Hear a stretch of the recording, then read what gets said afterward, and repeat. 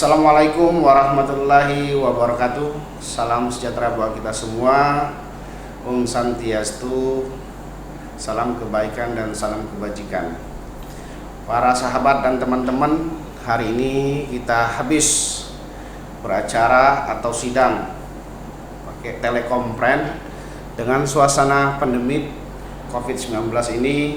Maka rata-rata kita sebagai penegak hukum, sebagai lawyer, pengacara masyarakat, hampir semua teman-teman itu mengadakan sidang telekonferensi atau Zoom meeting. Bisa pakai handphone dan juga bisa pakai laptop seperti saya. Hari ini kita melakukan pembahasan tahapan pidana penyerahan dari tingkat laporan kepolisian sampai pihak kejaksaan.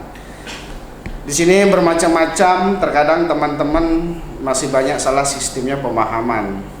Seorang pendamping itu ada batasan. Sebenarnya tidak ada batasan kita sebagai penegak hukum. Berdasarkan pasal 5 ayat 1 Undang-Undang Nomor 18 Tahun 2003, di sini kita sebagai pendamping masyarakat sebagai penegak hukum atau sebagai penasihat hukum. Di situ ada dasar hukumnya yang jelas telah diatur di dalam undang-undang itu sendiri. Jadi ada teman-teman yang menanyakan sebelum tadi siang kita sidang, bagaimana sih mekanismenya dari tahapan laporan sampai penyerahan kepada pihak kejaksaan. Undang-Undang Nomor 8 Tahun 1981 tentang Hukum Acara Pidana (KUHP) di sini kewajiban daripada suatu penyidik berdasarkan pasal 7 ayat 1 KUHP junto pasal 6 ayat 1, kewajiban penyidik adalah menerima laporan atau pengaduan daripada seseorang berdasarkan sesuai dengan adanya aduan. Yang kedua, melakukan tindakan pada saat tempat terjadinya suatu peristiwa. Dan ketiga, bisa juga melakukan tindakan pertama pada saat tempat kejadian suatu perkara ataupun pengenalan diri terhadap tersangka. Keempat adalah melakukan penangkapan, penahanan, penggeledahan dan penyitaan apabila itu tertangkap tangan atau memang sesuai dengan ancaman pidana, apakah itu di atas 4 tahun. Yang kelima, melakukan pemeriksaan dan penyitaan daripada surat-surat apabila itu ada unsur dari ibaratnya pelapor dari yang telah dirugikan seperti pasal 378, 372, pasal 374 ataupun 263 ataupun 266. Ini banyak sekali kalau kita mau jabarkan, tapi kita pada inti dan pokoknya aja ya, mengambil sidik jari dan memotret seseorang apabila terjadinya suatu peristiwa pidana yang mana olah TKP pada saat melakukan langkah awal, langkah pertama. Contoh kita ambil contoh kecil, terjadinya suatu perampokan ataupun pencurian, maka dari pihak kepolisian harus melakukan sidik, mengambil sidik jari, memoto dan membuat suatu berita acara. Yang ketujuh, memanggil dan untuk didengarkan daripada suatu diperiksa sebagai tersangka atau saksi. Jadi apakah dia itu adalah seorang tersangka, maka pihak kepolisian harus berhak memanggil, dan namun dari situ juga pihak kepolisian juga harus mengumpulkan data dan mengambil beberapa keterangan saksi yang wajib didengarkan untuk menguatkan daripada tindak terjadinya suatu perkara pidana itu sendiri. Yang kedelapan, kalau memang ada suatu keraguan dari pihak penyidik pembantu ataupun penyidik, biasanya pihak kepolisian memanggil untuk melakukan menampilkan atau menghadirkan daripada saksi ahli dan meminta suatu pendapat hukum supaya apakah itu bisa dilakukan suatu proses pidana dilanjutkan dalam perkara pidana itu atau tidak, sehingga meminta keterangan daripada saksi ahli, yang mana saksi ahli itu pun sendiri harus mempunyai sertifikasi yang jelas sehingga tidak ada kesimpang siuran atau tidak ada suatunya sifatnya penyesatan hukum itu sendiri. Nah, di sini kita sebagai lawyer ataupun sebagai kuasa hukum daripada masyarakat memang betul-betul bagaimana untuk meluruskan daripada hukum itu sendiri. Tujuan daripada pendampingan bukan hanya untuk melakukan membebaskan daripada tuntutan atau dari pihak penyidikan, namun tujuan daripada sebagai penegak hukum, kita sebagai pengacara masyarakat yang diamanahkan oleh undang-undang untuk meluruskan supaya jangan sampai hukum itu dibolak-balikan atau dibuang ke kiri atau ke kanan. Tujuannya hanya satu, untuk meluruskan sehingga mendapatkan suatu hak-hak yang orang-orang yang kita dampingin dan atau kita bela. Nah, di sini juga kadang-kadang teman-teman bingung untuk melakukan suatu pendampingan terhadap daripada seorang pelapor.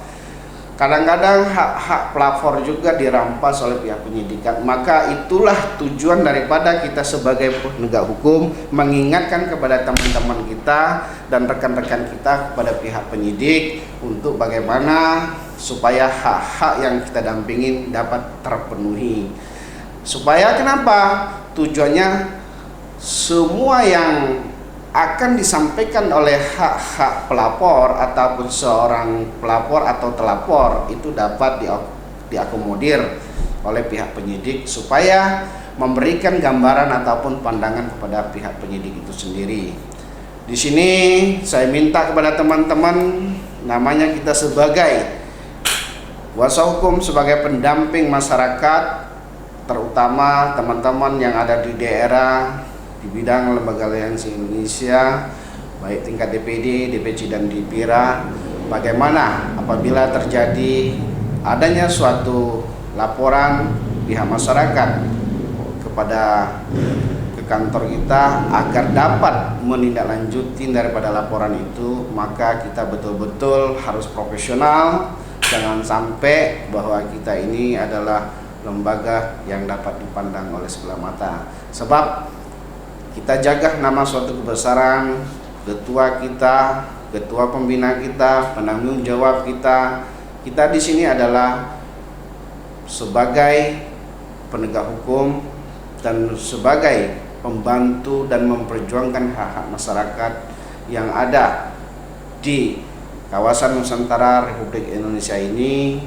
Memang betul-betul setelah selesai melakukan suatu pemeriksaan saksi ataupun terdakwa, biasanya jaksa melakukan penuntutan terhadap terdakwa, apakah dia masih mencantumkan berdasarkan dakwaan atau dia menghilangkan satu pasal dan bertahan dengan satu pasalnya lagi, atau dia menghilangkan juntunya. Maka di sini tugas daripada kita sebagai penegak hukum, pendamping masyarakat, kita wajib melakukan pembelaan yang dinamakan pledoi. Setelah melakukan pembelaan, pembuatan pledoi kita bacakan dengan setegas-tegasnya di dalam dan di depan muka persidangan. Maka di situ terjadilah replik dan duplik. Maka replik mereka bagaimana, duplik kita juga bagaimana, kita tetap mempertahankan daripada suatu pembelaan kita itu konsisten terhadap suatu pembelaan. Jadi terkadang teman-teman juga di sini banyak merasa ada suatu keraguan dengan pendampingan yang sering diintervensi oleh pihak-pihak tertentu, apakah itu diintervensi oleh pihak penyidikan, kepolisian ataupun di dalam suatu persidangan itu sendiri. Yang sering terjadi terkadang di dalam suatu persidangan terjadinya suatu intervensi takut dengan majelis hakim, sedangkan di situ kita ada tatanan dan aturan di dalam satu persidangan. Maka di situ kalau memang kita tidak suka dengan kepada pihak majelis hakim, kita berhak mengajukan berdasarkan melalui hak ingkrah pasal 48 Undang-Undang Kehakiman kepada pihak pengadilan itu sendiri, ya, Undang-Undang Kehakiman pada tahun 2009. Bagaimana? Ya, kita bisa melihat apakah dia mengintervensi daripada satu terdakwa ataupun majelisnya provokatif waktu melakukan suatu pemeriksaan. Maka kita sebagai penegak hukum betul-betul kita harus mengetahui hal-hal seperti itu supaya di dalam suatu peradilan jangan terjadi suatu peradilan sesat hanya manut sebagai penegak hukum. Kita gunakan hak-hak kita sebagai pembela untuk demi meluruskan daripada suatu perkara itu supaya hak-hak yang kita bela dapat terpenuhi. Maka di situ kita sebagai penegak hukum tetap konsistensi di dalam suatu profesi kita. Dan saya minta juga kepada teman-teman yang ada di lembaga Aliansi Indonesia, baik tingkat provinsi ataupun tingkat kabupaten daerah, di sini apabila Anda teman-teman mempunyai suatu kesulitan cara melakukan suatu pendampingan, maka saya minta dapat dikonsultasikan, dapat kita tanyakan kepada kita. Insya Allah kita akan bisa memberikan pandangan-pandangan ataupun wejangan-wejangan pendapat hukum. Saya kira hanya itu. Saya Tonizal SH, bidang hukum Lembaga Aliansi Indonesia, bekerja sama dengan AITV Lembaga Aliansi Indonesia untuk mengajak seluruh teman-teman, saudara-saudara yang ada, jangan sampai kita melakukan pendampingan hukum yang dapat diintervensi oleh pihak-pihak tertentu, dari tahapan penyidikan sampai tahapan pemeriksaan dan putusan daripada pengadilan itu sendiri. Jadi tetap semangat, salam sejahtera bagi kita semua. Saya ucapkan wassalamualaikum warahmatullahi wabarakatuh.